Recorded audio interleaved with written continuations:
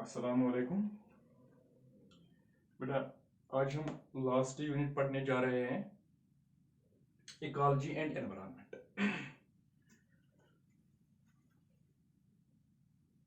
इसमें जो हमारा पहला टॉपिक है वो है इकोलॉजी। यूनिट का नाम है बेटा ecology and environment. Last unit है हमारा ecology. The two components of nature, the two components of nature that is organisms and their environment. बेटा दो कंपोनेंट जो नेचर के हैं, क्या क्या?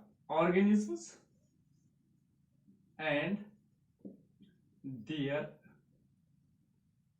environment. Organisms and environment are not only much complex. These two components of nature are not only much complex and dynamic but are also interdependent. बेटा both components, both जो ये components है कौन कौन? जो organisms है, organisms and environment, these are interdependent. बेटा ये interdependent क्या है? interdependent interdependent. और क्या है? Mutually reactive,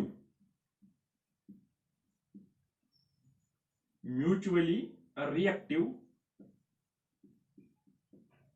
and interrelated,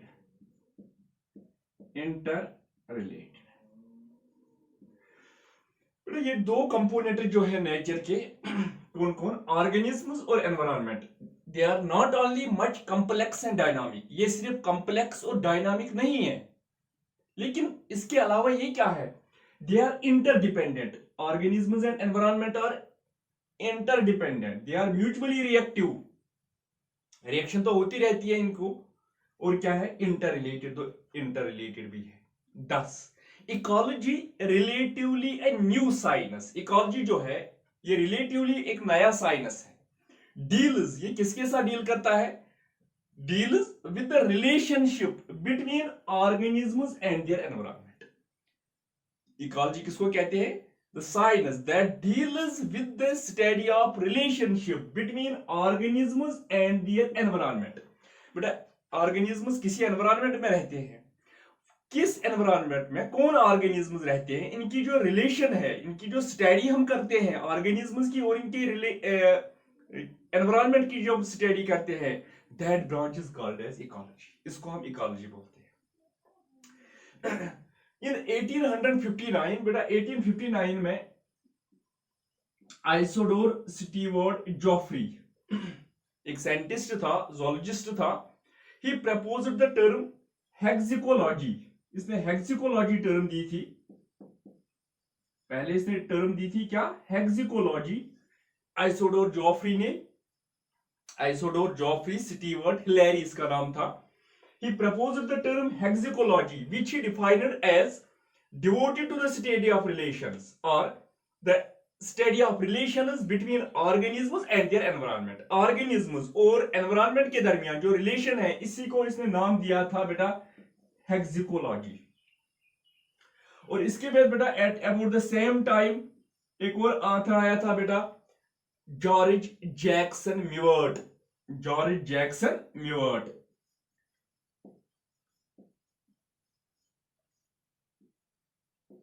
he proposed the term ethology। और एक टर्म दी गई थी बेटा ethology। he defined it in 1894। और 1894 में इसने ये डिफाइन की, devoted to the study of relations, devoted to the study of relations which exist between organisms and their environment। जो organisms और environment के दरमियान रिलेशन है, इसके लिए इसने टर्म दी क्या? ethology। as the temperature which suit them, the conditions which are favorable for organisms, इसी को इसको नाम दिया था बेटा इथोलॉजी। लेकिन बेटा अब रिसेंट टर्म जो है इसके लिए वो है इकोलॉजी। बेटा जो इकोलॉजी है Ecology has been derived from a Greek word ओकीज, ओकास।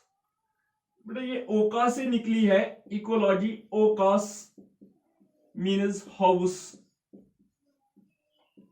और डिवेलिंग प्लेस, डिवेलिंग प्लेस। ओकास और डिवेलिंग प्लेस, हाउस और dwelling place. And logos means study, and logos means study. Thus literary. बेटा अब इकोलॉजी का मतलब क्या है? ओकास का मतलब है हाउस, रहने की जगह, dwelling place where an organism lives, and logos means study, and logos means study. Thus literary. बेटा अगर हम लफ्जी माने देखेंगे, ecology is the study of organisms at home. Ecology is the study of organisms at home. Ecology is the study of organisms at home, यानी कि जहां पे ऑर्गेनिज्म रहते हैं वहां पे इनकी स्टडी करनी है। वहां पे हम क्या स्टडी करेंगे बेटा? बेटा ऑर्गेनिज्म्स किसी एनवायरनमेंट में रहते हैं तो वहां पे कोई टेम्परेचर होगा, बेटा वहां पे कोई सॉइल कंडीशंस होगी, वहां पे ह्यूमिडिटी है, वहां पे लाइट देखनी है कितनी लाइट होती है। These are the abiotic factors. These abiotic factors means the climate. These means the habitat of an organism. These means the environment. The various abiotic factors. These are the environment and the organisms where an organism lives. But organism रोजन दहली ये वो दहली मन रोजन अमिक मतलब गो तत temperature high, तत sufficient light available, तत ये आय सॉइल, तत रिलेटिव ह्यूमिडिटी। वन ये इकोलॉजी मज कत करो ऑर्गेनिज्म लिव्स अमिक मतलब गो light, temperature, water, humidity, rainfall, यम sum total of abiotic factors या sum total of environmental factors कित कुछ जाय ये ऑर्गेनिज्म रोजन। यानी कि अकिस ऑर्गेनिज्म सुन घर तमिक एनवायरमेंटल फैक्टर्स क्या दपान ये home. There is a consensus, there is a controversy about the author. बेटा authors पे controversy, कमिस authors पे, who has first used and coined the term ecology। यम गोडनेथ यूज तो बेचन coin करमस, अक्षन दिसमस, बेचन इस्तेमाल करमस term कोस ecology। फॉर एग्जांपल बेटा Kormondy scientist,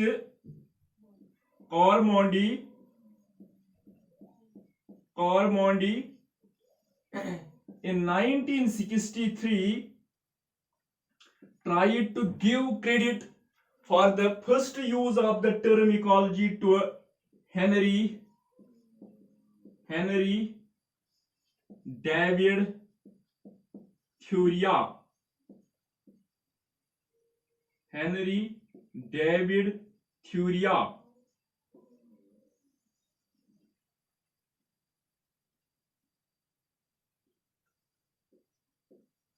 Henry David थ्योरिया।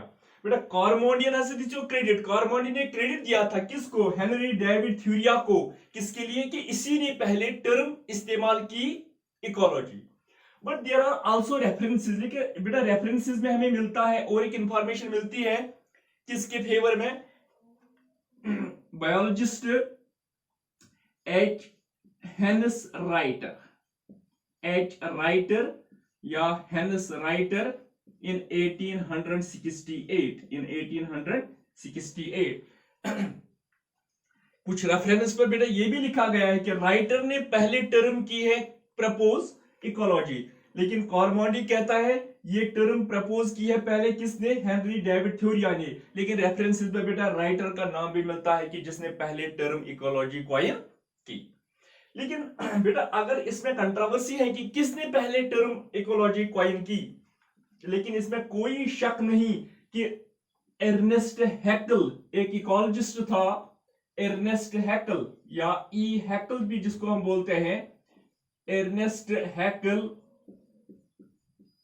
was the first ecologist who made ecology a separate science। जिसने सेपरेट ब्रांच या सेपरेट ब्रांच की या सेपरेट ब्रांच बनाई या सेपरेट ब्रांच तस्लीम की इकोलॉजी को।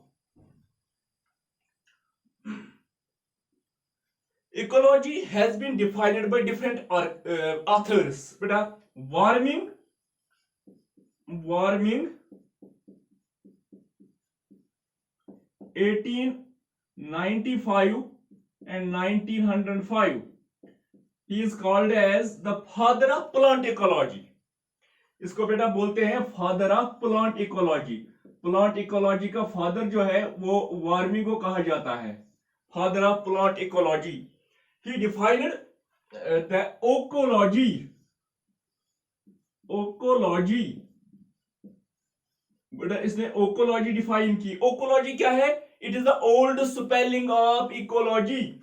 ये ओल्ड स्पेलिंग है, old spelling of ecology. Ecology की ओल्ड स्पेलिंग, यानी कि पहले इसको लिखा जाता था oekologie, OEKO, oeko LOGI, ओकोलॉगी.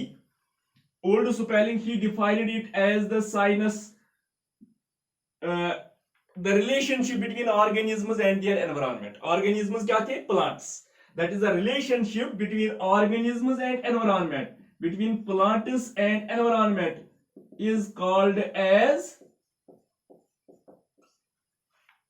Ecology. इसने इकोलॉजी डिफाइन की. शाबाश. कैसे?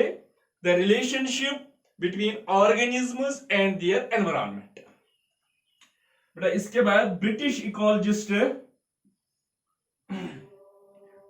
इकोलॉजिस्ट जिसका नाम है बेटा Clements, Frederic Clements, CLEMENTS, Frederic Clements in 1916.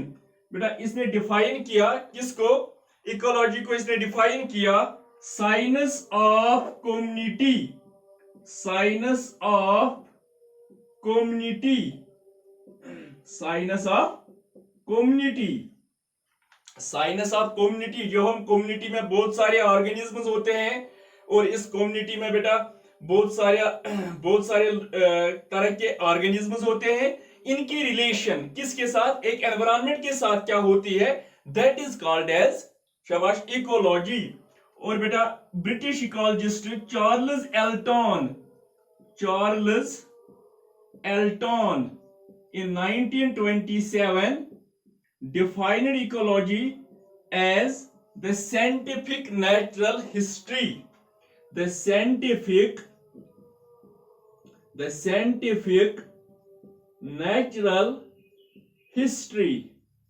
The scientific natural history. The scientific natural history. बेटा नेचुरल हिस्ट्री में क्या आता है? नेचुरल हिस्ट्री में आता है जो भी नेचुरल ऑब्जेक्ट्स है, लाइट, टेम्परेचर, ह्यूमिडिटी, इनकी स्टडी करना. किसी पर्टिकुलर एरिया में कितना टेम्परेचर होता है, वहां पे किस किस्म के ऑर्गेनिजम्स पाए जाते हैं. ऑर्गेनिजम्स भी नेचुरल है. शाबाश. बेटा वहां पे सॉइल कंडीशंस क्या है. शाबाश. ऐसे ही बेटा वहां पे वाटर क्या है, वहां पे रेनफॉल कितनी होती है. वही scientific natural history is called as ecology. ये डिफाइन किया है किसने? एल्टन ने. Concerned with the sociology and economics of organisms. इसमें क्या हम पढ़ते हैं? सोशियोलॉजी. सोसाइटी में कौन लोग रहते हैं. सोसाइटी में ह्यूमन्स है. हमने ह्यूमन्स के बारे में स्टडी किया, हमने कैटल के बारे में स्टडी किया, हमने वाइल्ड एनिमल्स के बारे में स्टडी किया, या हमने किसी जंगल में प्लांट्स के बारे में स्टडी किया. Concerned with the sociology, society यानी कि कैसे किस्म के ऑर्गेनिज्म है वहां पे. Sociology and economics. वहां पे इकोनॉमिक्स क्या है, वहां पे प्रोडक्टिविटी क्या है, वहां पे पॉपुलेशन ज्यादा है या कम है. That is called as ecology. बेटा ऐसे ही टेलर इन 1936, टेलर ने 1936 में बेटा इकोलॉजी को डिफाइन किया. Taylor in 1936 defined the ecology as the sum total of all the relations. The sum total of all the relations. जो सारे relations है उनका sum total of all the relations. जितने भी relations है, the sum total of all the relations of all the organisms. सभी organisms जो है उनकी जो सभी relations है, the sum total of all the organisms. तो all their environment, the sum total of all the organisms to all their environment is called to all their environments is called as ecology. ये Taylor ने define किया। किसी भी जगह जितने भी organisms है, इन सभी ऑर्गेनिज्म्स की जितनी भी रिलेशन है, इन सभी रिलेशंस को स्टडी करना है, that is called as ecology. इसी को हम इकोलॉजी कहते हैं। बेटा ये बहुत सारे ऑथर्स ने डिफाइन किया, लेकिन इग्यून पी ओडम, इग्यून जो फादर ऑफ इकोलॉजी कहलाता है, इग्यून P Odum, इग्यून P Odum 1961, 63, 69, 71, he defined the ecology as the structure and functions of ecosystems. The structure and functions of ecosystems. The structure and functions of ecosystems. Structure and functions of ecosystems. बेटा structure क्या है ecosystem की? Structure में क्या आता है? Structure में आता है बेटा, एक इकोसिस्टम की स्ट्रक्चर जो है वो है, इसमें एबायोटिक और बायोटिक कंपोनेंट्स होते हैं। एबायोटिक और बायोटिक कंपोनेंट्स यानी कि नॉन लिविंग और living components, that is the structure of ecosystem. Ecosystem में लिविंग ऑर्गेनिजम्स होते हैं और क्या होता है, एबायोटिक एनवायरनमेंट। इसके अलावा वहां पे क्या फंक्शंस वो करते हैं, इसके बाद वो क्या फंक्शंस करते हैं। फॉर एग्जांपल बेटा प्लांट्स है, प्लांट जो है वो क्या करते हैं, जब उन पे लाइट पहुंचती है, जब वो रिसीव लाइट करते हैं, वो परफॉर्म करते हैं फोटोसिंथेसिस, यानी कि जो डिफरेंट फंक्शंस ऑर्गेनिज्म परफॉर्म करते हैं, किसकी वजह से, एबायोटिक और एबायोटिक कंडीशंस की वजह से, that is the ecology, that is the ecology, वही इकोलॉजी कहलाती है। और इसके बाद बेटा जो फादर ऑफ इंडियन इकोलॉजी जो है, शाबाश, इसका नाम क्या है, Ramdev Mishra, Ramdev Mishra. It is the father of, शाबाश, Indian ecology, father of Indian ecology Ramdev Mishra in 1967 defined ecology as the interactions between form,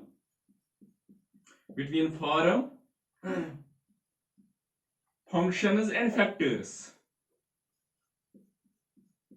Form, functions and factors. Form, functions and factors.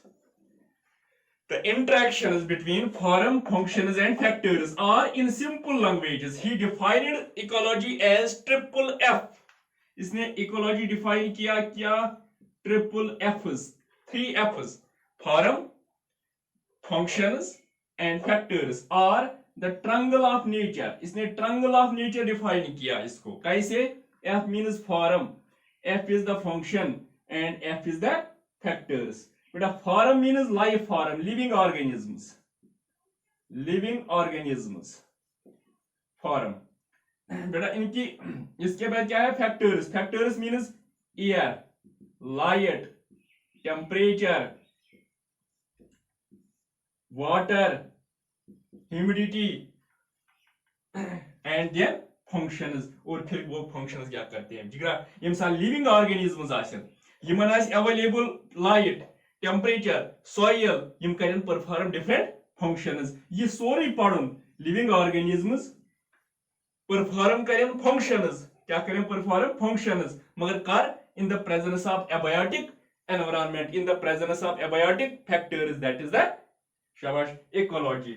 अब बेटा आपको समझ आ गया क्या इकोलॉजी क्या है? इकोलॉजी है study of organisms in relation to their environment, study of organisms in relation to their environment. Organism study करें मगर तिहंज रिलेशन वुचिन कत सत एनवायरनमेंटस सत क्या छ, यम कत एनवायरनमेंटस मन छ रोजन, यम किथिस लाइट मन छ रोजन, किथिस टेम्परेचर्स मन छ रोजन, दैट इज द इकोलॉजी। और science of relations is called as ecology. इस हेको वन जिगरा या सो गो साइंस ऑफ रिलेशंस, सो साइंस यथ मज रिलेशंस आसो स्टडी करन, ऑर्गेनिज्मन हिज रिलेशन, मगर रिलेशन कत सत पढ़ने, with respect to environment. That is the ecology. Thanks.